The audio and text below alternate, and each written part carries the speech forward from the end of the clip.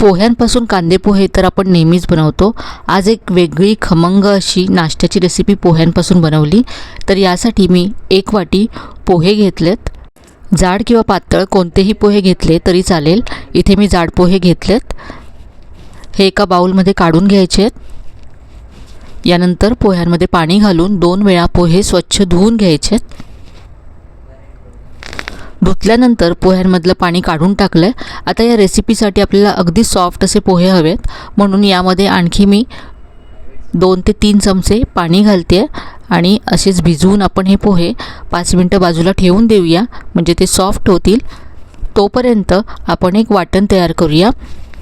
तर इथे मी मिक्सरचं भांडं घेतलं आहे। यामध्ये 6 ते 7 पाकळ्या लसूण, अर्धा इंच आलं, यानंतर 1 चमचा धने घेतलेत, 2 हिरव्या मिरच्या घेतल्यात आणि अर्धा चमचा इथे मी जिरं घेतलं आहे। आता हे जाडसर असं वाटून घ्यायचं आहे। तर इथे पहा वाटण तयार आहे। असं जाडसर ठेवायचं आहे। इथे आता पोहे सॉफ्ट झालेत। या रेसिपीसाठी आपल्याला अगदी सॉफ्ट पोहे हवेत। तर हे पोहे आपण एका बाउलमध्ये काढून घेऊया आणि आता हाताने हे छान असे कुस्करून घ्यायचे आहेत। याचा असा गोळा तयार करायचा आहे।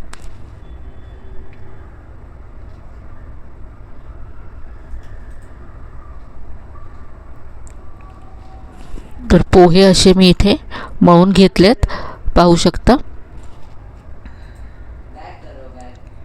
आता जे वाटण आपण तयार केलं होतं ते सगळं यामध्ये घालायचं आहे। या वाटणामुळे रेसिपीला चव खूप छान येते।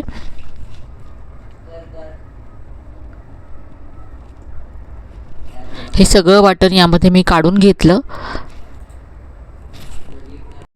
यानंतर यामध्ये पाव चमचा हळद घालायची आहे, अर्धा चमचा ओवा घातला आहे, 1 चमचा सफेद तीळ घातलेत आणि इथे मी रंगासाठी काश्मीरी लाल मिरची पावडर घालते आहे। तिखटासाठी आपण यामध्ये हिरव्या मिरच्या आधीच घातल्यात। यानंतर यामध्ये कांदा घालायचा आहे, एक मध्यम आकाराचा कांदा बारीक चिरून घेतला आहे। यानंतर यामध्ये अर्धी वाटी गव्हाचं पीठ घालायचं आहे। ज्या वाटीने आपण पोहे मोजून घेतले होते त्या वाटीनेच मोजून इथे मी अर्धी वाटी गव्हाचं पीठ घेतलं आणि अर्धी वाटी यामध्ये बेसन घालायचं आहे आणि भरपूर बारीक चिरलेली कोथिंबीर घालायची आहे। आता हे सगळं मिक्स करून घेऊया। आधी याच्यामध्ये पाणी घालायचं नाही आहे, सगळं मिक्स करायचं आहे आणि नंतर लागेल तसं यामध्ये आपण पाणी घालू।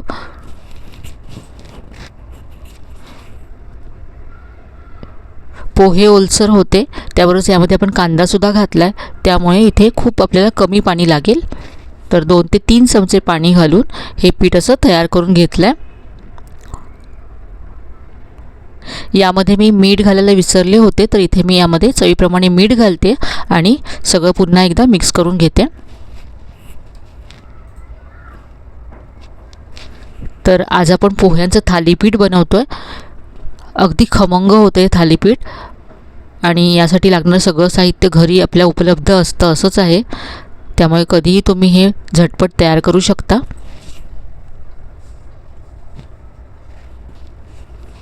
तर असं हे सैलसर थालीपीठाचं पीठ तयार करून घ्यायचं आहे। आता आपण थालीपीठ थापून घेऊया। तर इथे मी एक ओलं कापड घेतलं आहे, यावरती पाणी लावायचं आहे आणि एक गोळा घ्यायचा आहे। हाताला पाणी लावून अगदी पातळ असे थालीपीठ थापून घ्यायचं आहे। थालीपीठ जितकं तुम्ही पातळ थापाल तितकं ते छान खुसखुशीत होईल, आतपर्यंत भाजलं जाईल। जाड असेल थालीपीठ तर ते पूर्ण भाजले जात नाही आणि थोडंसं कच्चं लागतं खाताना। तर हे मी अगदी पातळ असं थापून घेतलं आहे। हवं तर तुम्ही वरूनसुद्धा तेल लावू शकता। आता याला तेल सोडण्यासाठी असे होल करून घ्यायचे आहेत। थालीपीठ आता आपण भाजून घेऊया।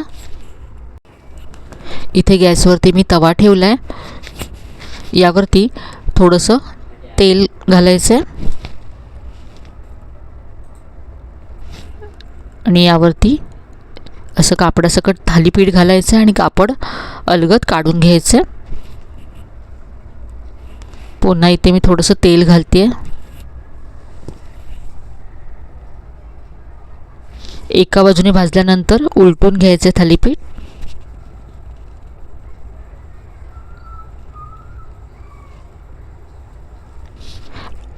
सकाळी जर तुम्हाला थालीपीठ बनवायचं असेल तर तुम्ही रात्रीसुद्धा हे पीठ तयार करून ठेवू शकता फ्रीजमध्ये.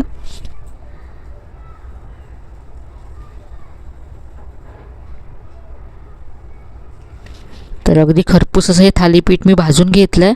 इथे मी दह्याबरोबर आणि लोणच्याबरोबर हे थालीपीठ सर्व केलं आहे. खूपच खमंग आणि चवदार होतं. अगदी झटपट बनतं हे थालीपीठ. आणि ते पाहू शकता अगदी सॉफ्ट आहे हे. मुलांच्या टिफिनमध्ये दिलं तरीसुद्धा हे दिवसभर असंच सॉफ्ट राहतं.